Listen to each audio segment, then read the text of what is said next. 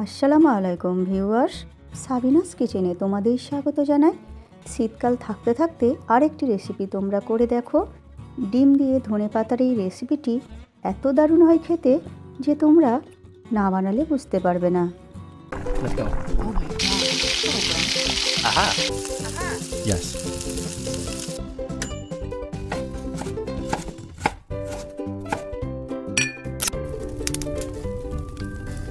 Wow. Thank you. আমি একটি mixie জারে এক মুঠো ধনেপাতা নিয়ে নিচ্ছি। তাতে আমি ঝালের জন্য কাঁচা লঙ্কা দিয়ে দিচ্ছি হাফ চামচ আদা রসুন বাটা। সব কিছু দিয়ে একটা পেস্ট বানিয়ে নেব আমি। এখানে আমি একটি জায়গায় 3টে ডিম ভেঙে নিচ্ছি। তোমাদের যটা প্রয়োজন তোমরা তটা ডিম নিয়ে নাও। আমি 3টে ডিম নিয়ে নিচ্ছি।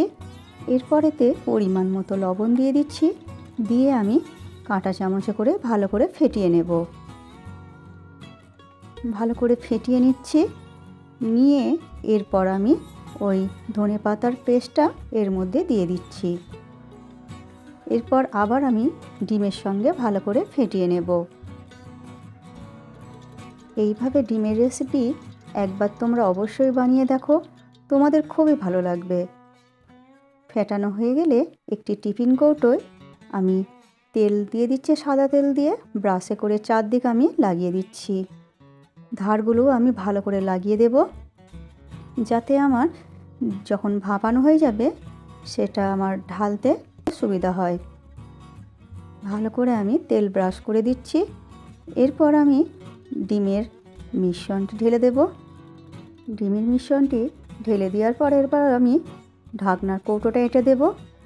এরপর একটি কড়াইতে পানি ফোটাতে বসিয়েছি, তাতে একটু স্ট্যান্ড দিয়ে আমি কৌটোটি বসিয়ে দিচ্ছি।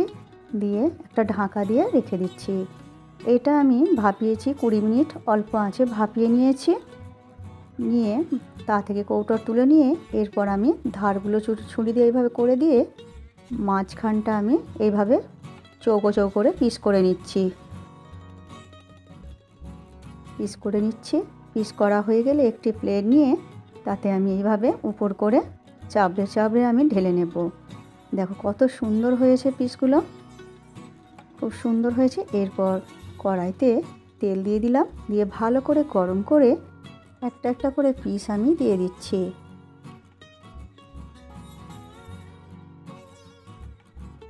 দেখো আমি এইভাবে একটা একটা করে দিয়ে দেব। যতটা তেলে ধরবে ততটাই আমি দিয়ে দিচ্ছি। দিয়ে এরপর এক পিঠ হয়ে গেলে আর এক পিঠ এইভাবে উল্টে ভেজে নেব। এইভাবে আমি উল্টে পাল্টে সব দিক লাল করে ভেজে নেব।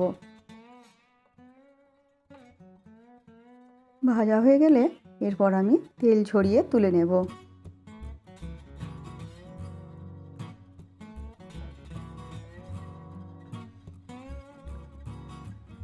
এবার ওই তেলেই কিছুটা আবার তেল দিয়ে গোটা গরম মশলা আর একটা তেজপাতা ফোড়ন দিয়ে দিচ্ছি। সব কিছু যখন লাল হয়ে যাবে তখন আমি একটা বড় সাইজের পেঁয়াজ কুচি করে দিয়ে দেব। দিয়ে এরপর আমি লাল করে ভেজে নেব পেঁয়াজ। ভাজা হয়ে গেলে এরপর আমি দিয়ে দিচ্ছি হাফ চামচ আদা রসুন বাটা। আদা রসুন বাটা দিয়ে আমি কিছুক্ষণ ভেজে নেব। অল্প করে পানি দিয়ে দিলাম।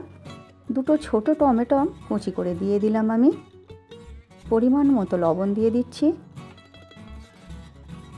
হাফ চামচ লঙ্কা গুঁড়ো, হাফ চামচ হলুদ গুঁড়ো, 1 চামচ ভাজা ধনে গুঁড়ো, 1 চামচ ভাজা জিরে গুঁড়ো, আর দিয়ে দিচ্ছি 1 চামচ মিট মশলা গুঁড়ো। সব কিছু দিয়ে আমি মশলা ভালো করে কষিয়ে নেব। অল্প অল্প করে পানি দিয়ে মশলা আমি ভালো করে কষিয়ে নিচ্ছি। মশলা কষানো হয়ে গেলে এরপর আমি ভেজে রাখা ডিমগুলো দিয়ে দিলাম। দিয়ে আমি এবারে পানি দিয়ে দেবো অল্প করে,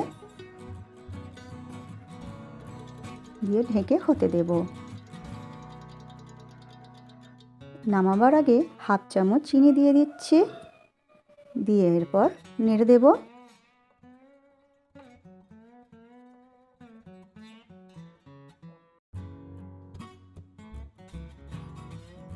দিয়ে দিচ্ছি হাফ চামচ ঘি। এরপর ভালো করে নেড়ে চেড়ে আমি নামিয়ে নেব। এরপর তোমরা গরম গরম ভাত, রুটি, পরোটা, পোলাওয়ের সঙ্গে পরিবেশন করো।